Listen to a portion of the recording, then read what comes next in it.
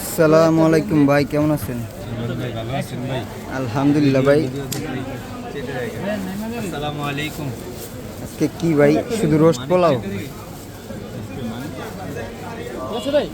বুটের ডাইল দিয়ে ভাই? ভাই একটা দিয়ে। হ্যাঁ ভাই, সবর করে দাঁড়ান ভাই, দিতেছি। কালার করাই দাঁড়ান তো ভাই। কালার লাগাইছি এই সামনে